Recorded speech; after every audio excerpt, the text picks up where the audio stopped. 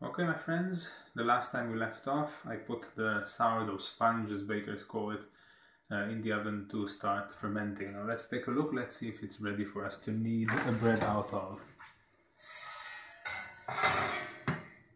As you can see, it's bubbly and beautiful. If you listen carefully, you can even hear the bubbles pop, like on a beautiful head of beer. So, the camera cannot convey the smell, but I'm going to give it a smell. I always love doing that. It always tells me that it's ready to bake. That's wonderful. Alright. So this is the raw ingredient for our bread. The starter has bubbled. It's beautifully fermented. As you can see, it's alive. The yeast have had a great time feasting on the flour. Now it's time to put them to work. I prepared flour beforehand out of these three flours: whole grain spelt flour, white spelt flour, and some rye flour. I put in 3 full cups, that's 1 cup being 250 milliliters volume, 3 full cups of whole grain, 1.5 of white spelt flour, and half a cup of rye. Rye is a wonderful tasting flour, but I put very little of it because it makes the dough very sticky and hard to work with, at least for me. So I prefer putting less of rye if possible, and more of the other ones. The first thing we're going to do is put some water into the starter to make it more liquid so that it can absorb more flour and the flour can be doughy and nice. Again, there's hot water in this kettle, but you have to be very careful not to make it boiling. The optimal temperature, as far as I know, is about 40, so I'm going to put a little bit of boiling water. And most of it will be room temperature water.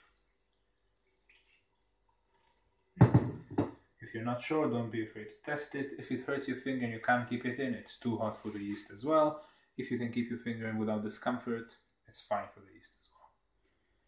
Okay, so we're going to put in the water and stir.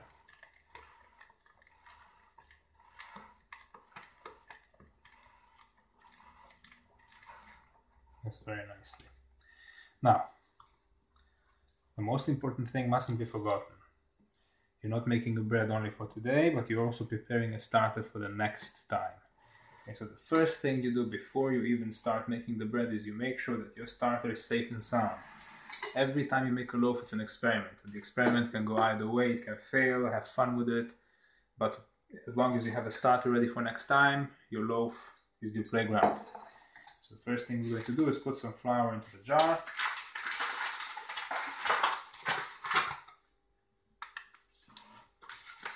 About a cup.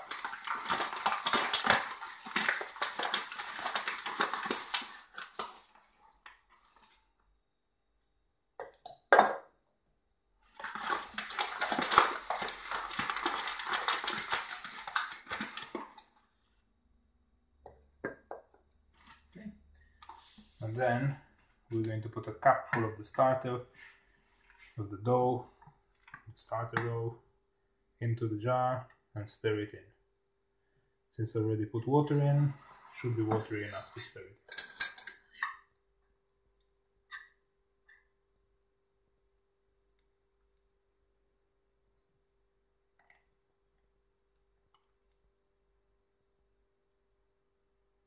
Okay.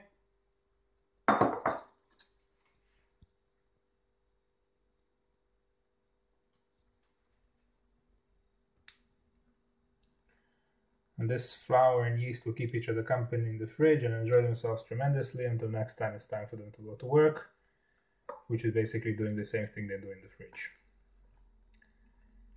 I've been having this starter for over a year, over 2 years actually, and it just improves with time.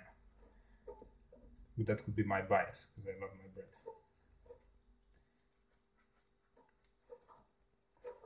Okay.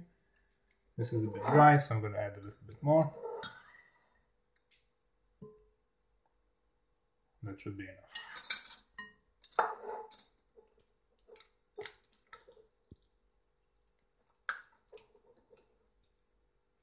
Okay, we're going to stir this in later. We're going to get on with the bread. Put this to one side.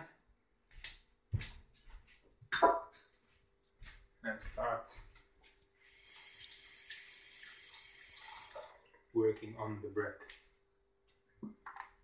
As I said, I prepared the flour ahead of time.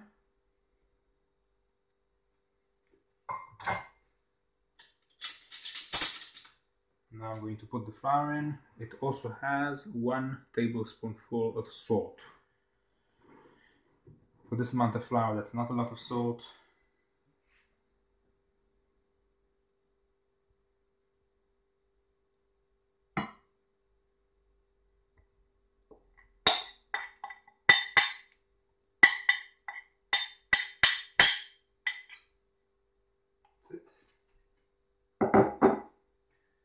I'm going to start stirring the flour into the mixture, and should it be too dry, I'm going to add some water, and should it be too wet, I'm going to add some white spelt flour.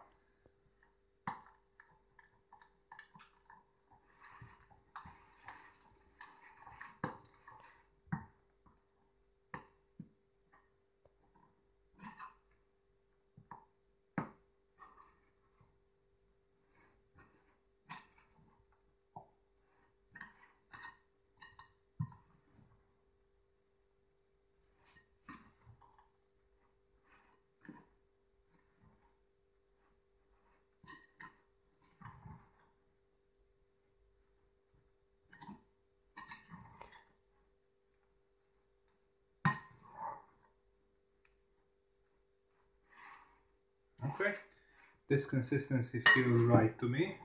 After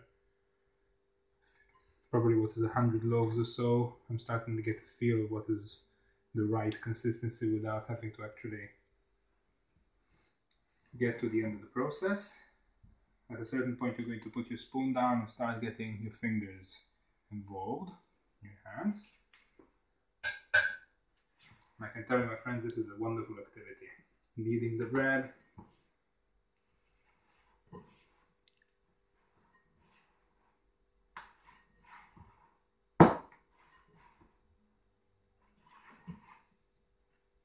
As you can see, I'm going to lengthen the gluten by folding the loaf upon itself. If you can feel me do it, it would be great.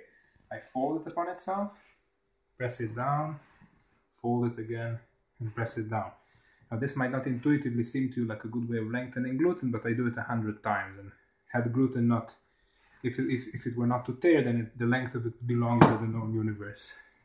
Folding it 100 times is basically 2 to the power of 100. I'll let you calculate it by yourself or Google it. It's long, doesn't look impressive, but it makes the gluten very, very nice and sticky. As you can see, the dough is already forming beautifully. This is a perfect consistency for the loaf. It should be lumpy, gluey, not too runny, but not too hard and dry either. So we're going to stop the film now because this is going to take a few minutes. I'm going to knead it. I'm going to fold it upon itself at least 100 times.